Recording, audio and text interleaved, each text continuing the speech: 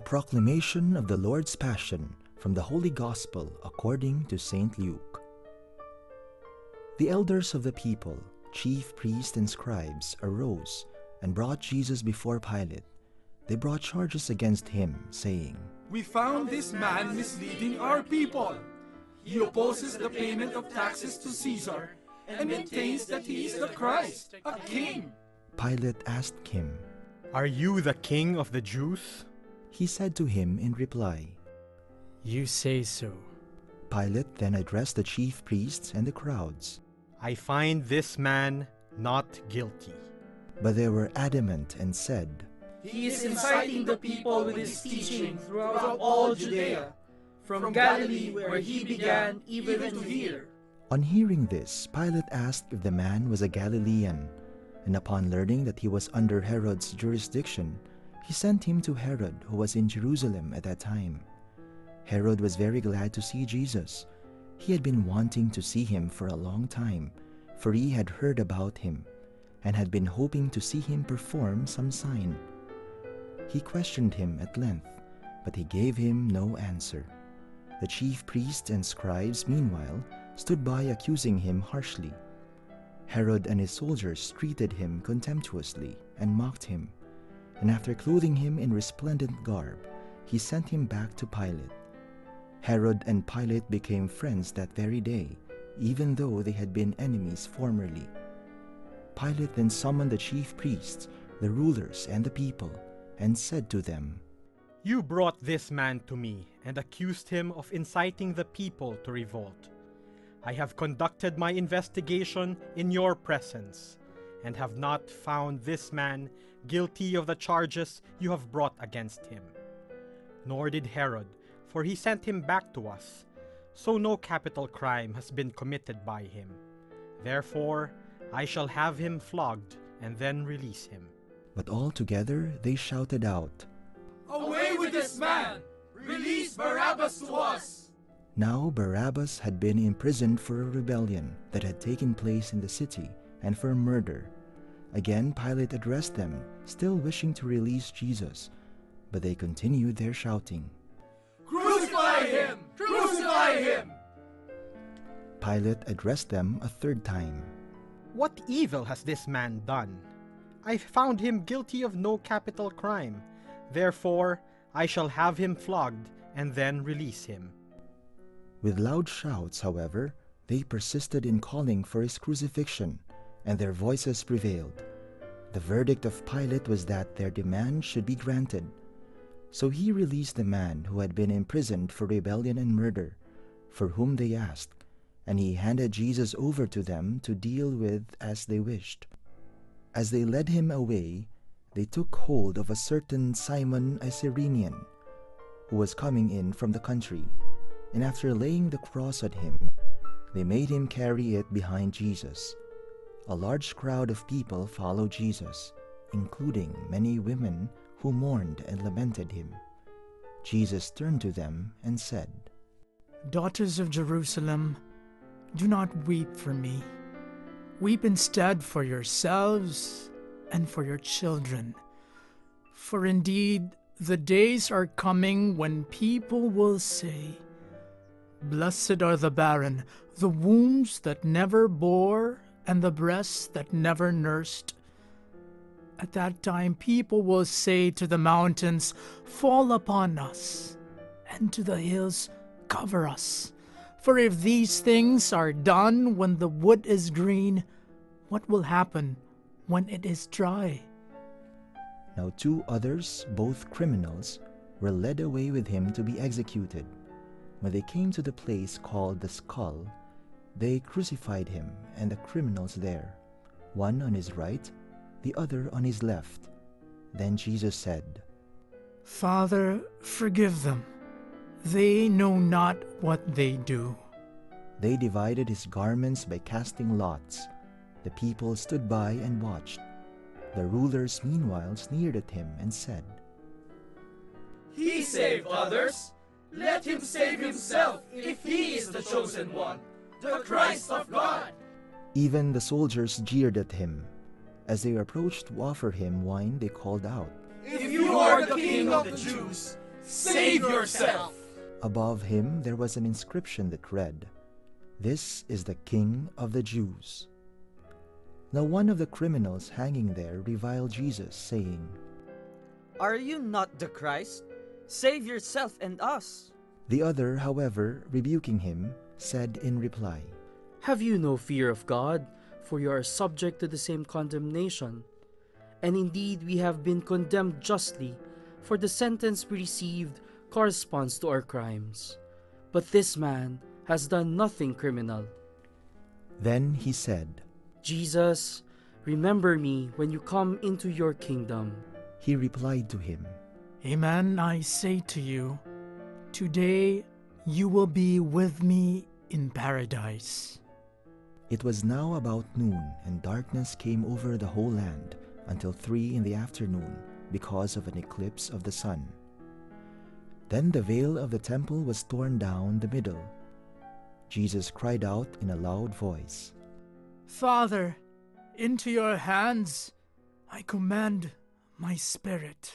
And when he had said this, he breathed his last. The centurion who witnessed what had happened glorified God and said, This man was innocent beyond doubt. When all the people who had gathered for this spectacle saw what had happened, they returned home beating their breasts. But all his acquaintances stood at a distance, including the women who had followed him from Galilee and saw these events.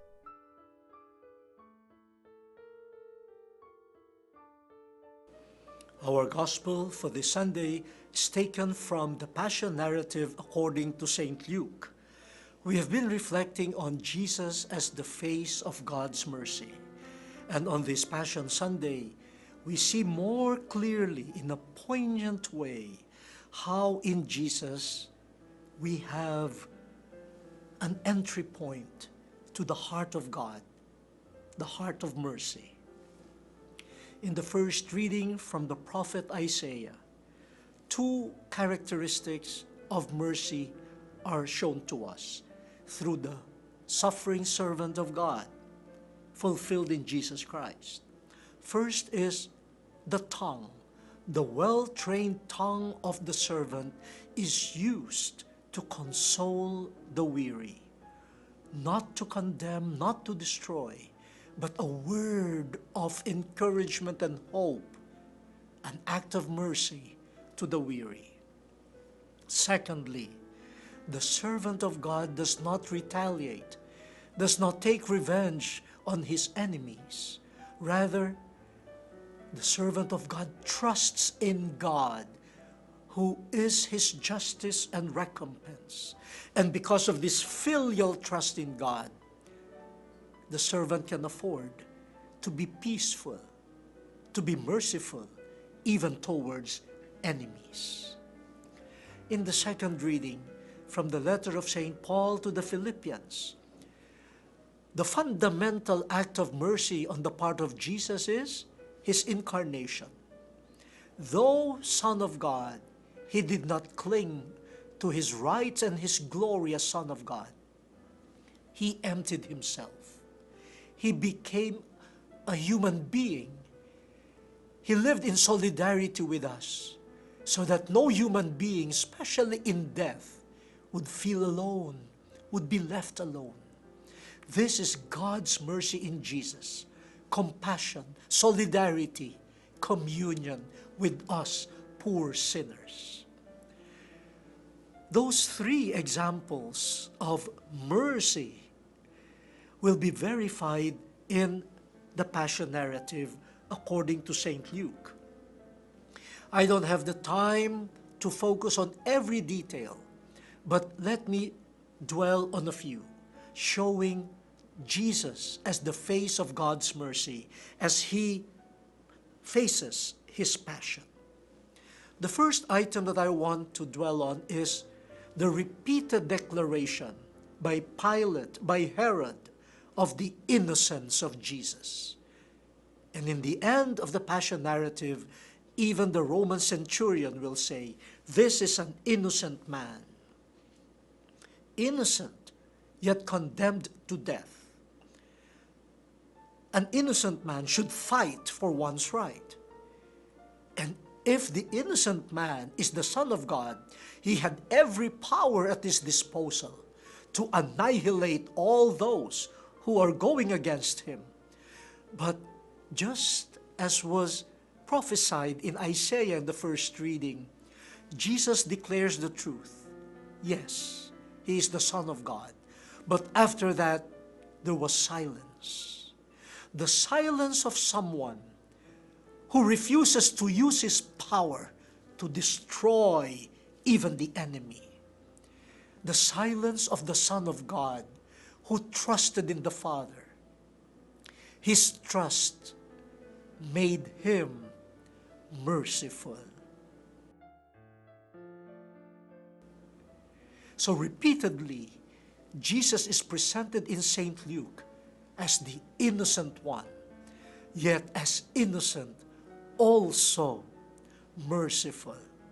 In our contemporary world, if you're innocent, you prove your innocence by demolishing your enemy. But in Jesus, no. His innocence is highlighted by his calm, peaceful, and merciful stance even towards enemies. The second item that I want to point out is Jesus' attitude towards Peter, Simon Peter. In the Last Supper, Jesus promised Simon that he would pray for him. He knew Peter. He knew the weaknesses of Peter. And so Jesus promised, I will pray for you, for your faith. And after being strengthened in your faith, you must strengthen other people. But Simon Peter started bragging, I will die for you, Jesus. But Jesus said, no, I know you, Peter. You will not. In fact, you will deny me. And as the narrative unfolds, the prediction of Jesus came true. Peter denied Jesus, and the crowing of the cock was heard. And after that, Peter remembered Jesus' words, reminding him, praying for him. And at that time, Jesus saw him, and they looked at each other. Peter wept bitterly. That look of mercy, not condemnation. Jesus praying, Jesus telling the truth, and Jesus lovingly looking at Peter, the Peter who just denied him. And that led to the conversion of Peter, weeping bitterly, an act of mercy. Hanging on the cross, the first words of Jesus, Father, forgive them. They do not know what they're doing. Words of mercy. Then to the thief, he even promised, today you will be with me in paradise.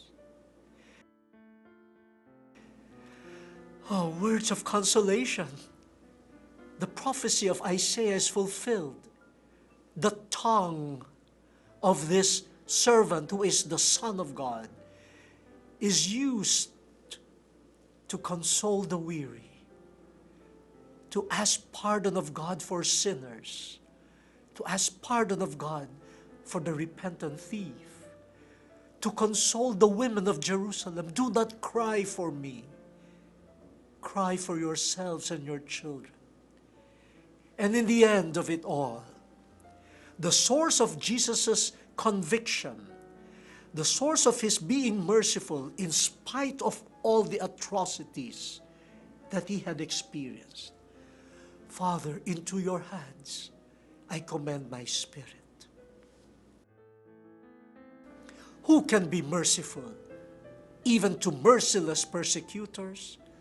Those who see in God a Father whom he could trust, a Father whom he knows will be his vindication and justice. If we trust in the Father, we can be merciful like the Father, even towards enemies. We have presented some images of Jesus, the face of God's mercy. I invite all of you to spend this day looking at Jesus, marveling at Jesus, especially seeing, even entering his heart that trusted in the Father. For only the person who clings to the Father could be merciful like the Father. The word has been exposed. Let us now fulfill it.